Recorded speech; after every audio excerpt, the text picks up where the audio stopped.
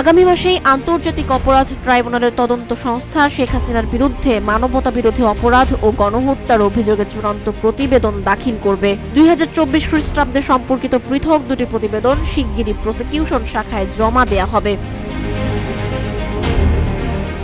আন্তর্জাতিক অপরাধ ট্রাইব্যুনাল আইন অনুসারে গঠিত তদন্ত সংস্থা ও প্রসিকিউশন শাখার মধ্যে গত সপ্তাহে অনুষ্ঠিত এক বৈঠকে এই সিদ্ধান্ত নেওয়া হয়েছে। তদন্তকারী সংস্থা প্রতিবেদনের প্রস্তুতি প্রায় শেষ করে ফেলেছে, তবে এখনও 1/3 কাজ বাকি রয়েছে। তদন্তের সাথে সংশ্লিষ্ট সূত্রে জানা গেছে, শেখ হাসিনার বিরুদ্ধে প্রথম ধাপে 15 বছরের শাসনকাল এবং 2024 সালের জুলাই-আগস্টে সংঘটিত মানবতা বিরোধী অপরাধের দায়ে অভিযুক্ত করা হচ্ছে। তদন্ত প্রতিবেদনে শেখ হাসিনার নেতৃত্বে আওয়ামী লীগ সরকারের সময়ে সংঘটিত বিভিন্ন অপরাধ, দুর্নীতি, বিচার বহির্ভূত হত্যা, গুম, নির্যাতন এবং রাষ্ট্রের নিরাপত্তা বাহিনী কিভাবে ব্যবহৃত হয়েছে তা বিস্তারিতভাবে তুলে ধরা হচ্ছে।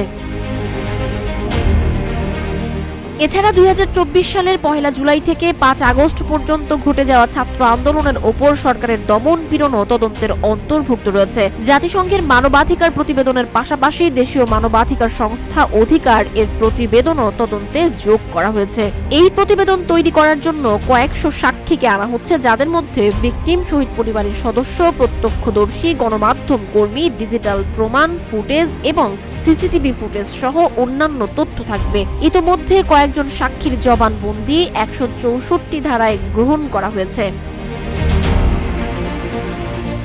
ট্রাইব্যুনাল তদন্ত প্রতিবেদনটি গ্রহণ করার পর তার উপর ভিত্তি করে আনুষ্ঠানিক অভিযোগ দায়ের করবে এবং বিচার শুরু হবে। যদি আসামি পলাতক থাকেন, তবে আদালত তাদের বিরুদ্ধে বিজ্ঞপ্তি প্রকাশের মাধ্যমে পদক্ষেপ নেবে। চিফ প্রসিকিউটর মোহাম্মদ তাজুল ইসলাম জানিয়েছেন, তদন্তের কাজ চূড়ান্ত পর্যায়ে রয়েছে এবং শিগগিরই প্রতিবেদনগুলো দাখিল করা হবে। তবে কবে নাগাদ শেখ হাসিনার বিচার কার্য সম্পন্ন হতে পারে তা এখনও নিশ্চিত নয়।